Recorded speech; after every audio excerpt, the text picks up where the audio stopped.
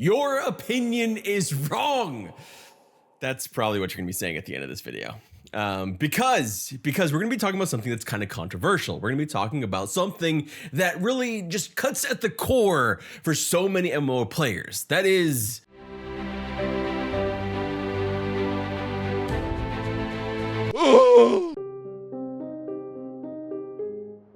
the death penalty, and whether we should take it or leave it. More specifically, harshness of a death penalty, and if we need to, struggle a lot when we play our games. And honestly, just putting this out there, I know that I probably sit squarely on this side of a lot of you. For some background, I've pretty much experienced every kind of death penalty there is, from lich lords and 12-year-old dickheads hyped up on Mountain Dew, looting my corpse in Ultima Online, while I oohed until I found a res for my little ghost self, and I realized that ooh is weird if you never played Ultima Online, and that's a reference that a very small number of people are gonna get, but I'm just gonna leave it there. So we're gonna EverQuest. EverQuest was another one I died a lot in. Holy shit! That's all my mana. Oh, Red's dead again. He's breaking my songs too, so we lose. With like corpse runs. But I also played games like WoW with its oopsie doopsie, you got an owie death penalty that lets you kind of just use it as a port because it doesn't really impact you that much. And let's be real, even though it damages your equipment when you die, it's marginal at best.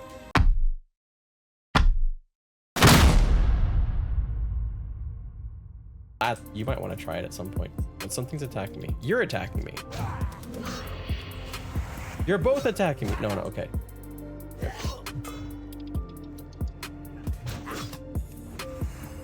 Okay. Oh no, wait, sorry, I need to heal myself. Oh my God! No, no, no, no, no! No, no, no, no, no, no!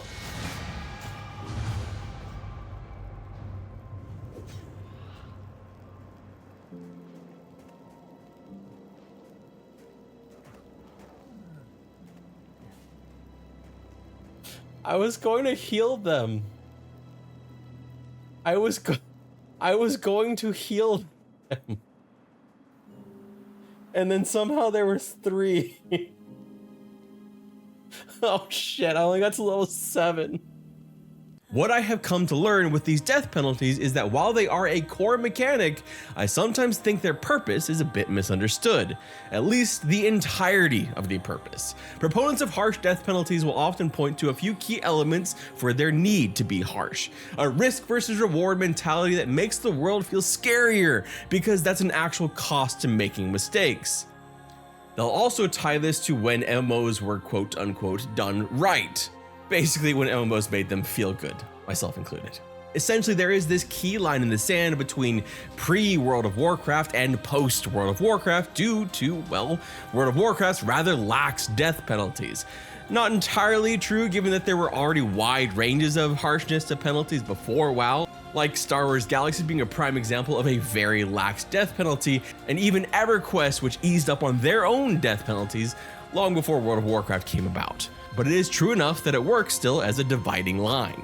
Proponents of less harsh or no death penalties generally see them as time sinks or frustration builders that serve little to no purpose except pissing you off. Those kind of things that, what else would you rather do than just see all of your hard work go away up in flames because you went the wrong direction or someone in your group was an idiot? Those kind of arguments. To this group, the harsh death penalties seem as ways to actually discourage players from taking risks, as well as leading to more toxic frustrations and finger pointing after wipes. Because there's a lot more at stake, there tends to be a lot more heightened emotions, although I think it could be very well argued that in general, people that are gonna be dicks are gonna be dicks, and people that are not gonna be dicks will generally not be. I think the truth of these death penalties lies largely somewhere in the middle. Functionally, from a gameplay standpoint, a death penalty serves one important purpose that gets a little bit glossed over at times. They are designed to be time sinks. I know that every developer will always say that it's designed to make you fear the world, but functionally what it does is it is a time sink. And I say this about all death penalties. It's just more about how much. Let me explain. In Ultima Online, they could be a huge time sink. Losing a corpse meant losing all equipped gear, potentially accumulated with it. In EverQuest, they also had corpse loss potential early on, though they did quickly move to just experience loss. But that experience loss results in a time sink, lost time that you won't get back, even if you got a res that didn't get back some of that time lost. In World of Warcraft, item durability and travel back to your corpse was a time sink in its own way. That money back and the travel back to your corpse, though admittedly a much smaller one, were still a time sink. And honestly, okay, yeah, it was kind of negligible, but still, the idea was still there. The core is there. By dying, you take more time to progress. That's the functional part of it. Star Wars Galaxies, if you respawned as a clone in a medical center, you had a 10-minute debuff to your health. So giving you literally a 10-minute time sink every time you die, although it could be healed by entertainers. And then of course, obviously the other part of that being, if you clone in a medical center, you go back to the medical center, so more travel time that's needed to get back to whatever you were doing. All of these serve the purpose of slowing a player down, which I want to be clear is not a bad thing. It is a vital function of an MMO. Slowing down increases connectivity to the game, to your character, and well, to be completely blunt about it, it lets developers actually keep developing shit, because the longer the game can hold you, the better it is for the developer. Because as long as they've got you playing already, they can continue to make content for the game to keep you playing longer and longer term. This works out obviously monetarily, but as well as just like having people playing the game, which one of the key things to many MMOs is that they need more players to make the game function. So with all of that, I think it's pretty safe to say that time sink is necessary. If there is no stake at all, no time sink, this cascades into games feeling superfluous and content getting eaten up too fast, faster than it already does. So I think the debate is more focused on how much of a time sink is needed.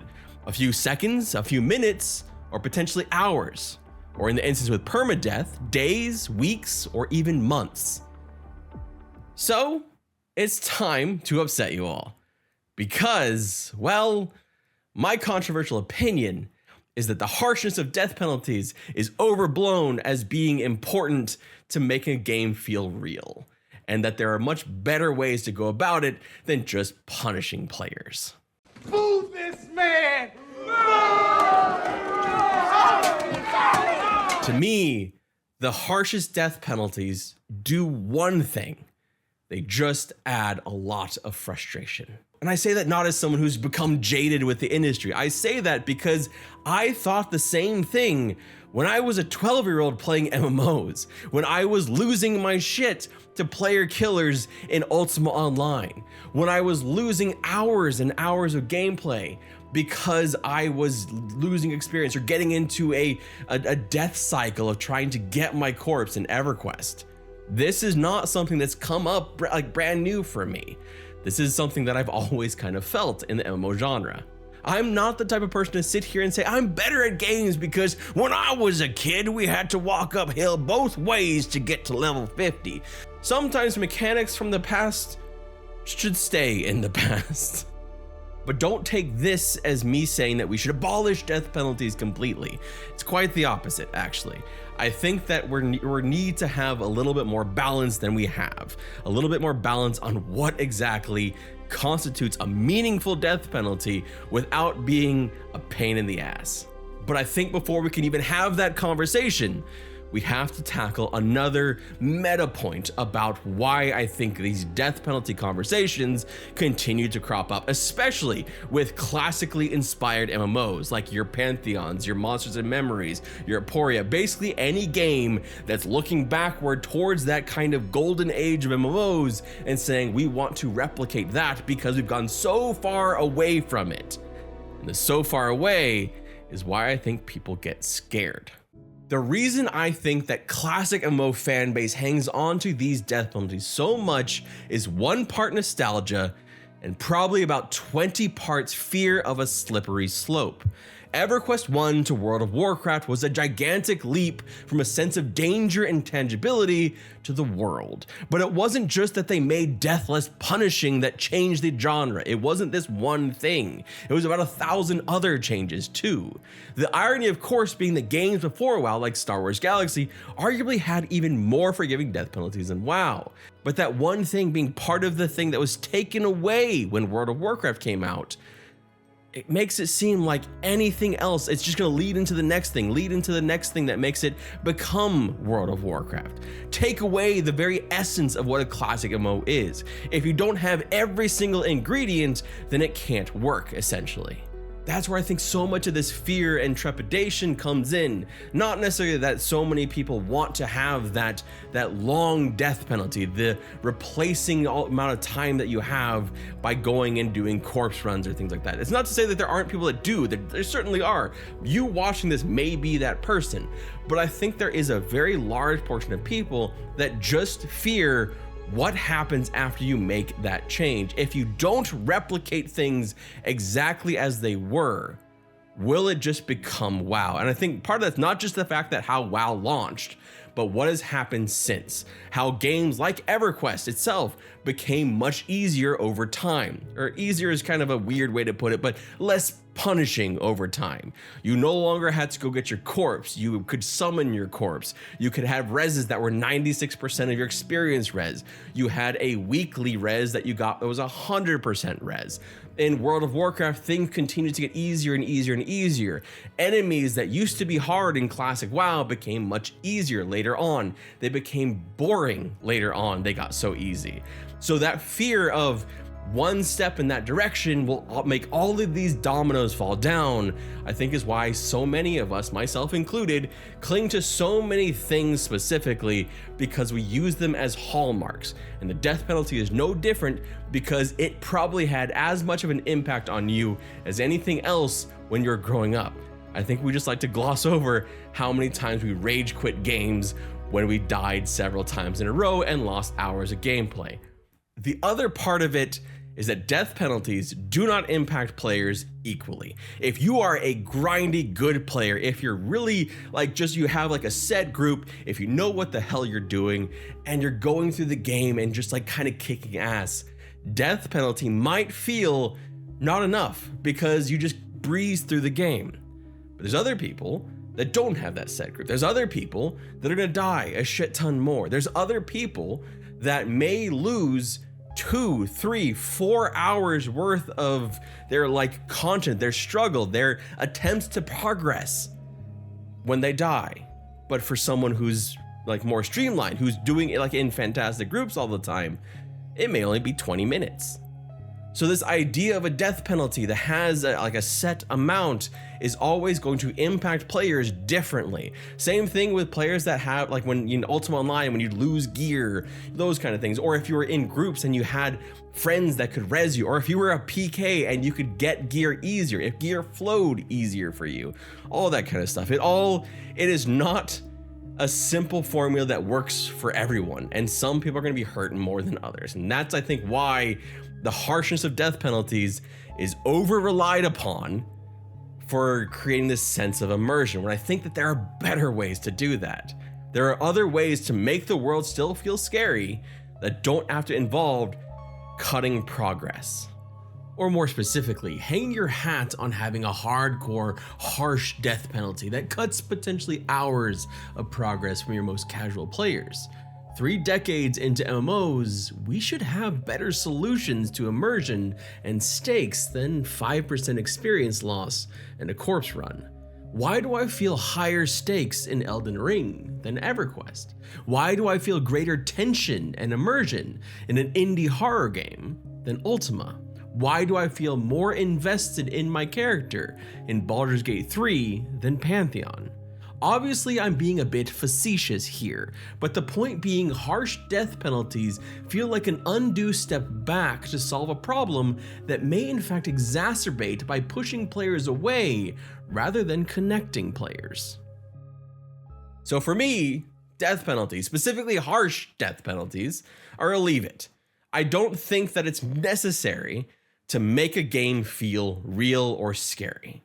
I think you can do that by having a reasonable death penalty, not a couple seconds. Like, I think that if you take it, like, look at it as a continuum of, say, Ultima Online at the furthest end of difficulty with death penalties, and let's just say World of Warcraft, although there's even like Throne of Liberty at the other end of ease. It's 2 E's. Somewhere in the middle of that seems to make the most sense to me. Something where you kind of have a cap that makes it so it's not going to be this incredibly frustrating thing that makes you lose interest in playing, but it's also going to make you still be scared to die, because that's part of the thing.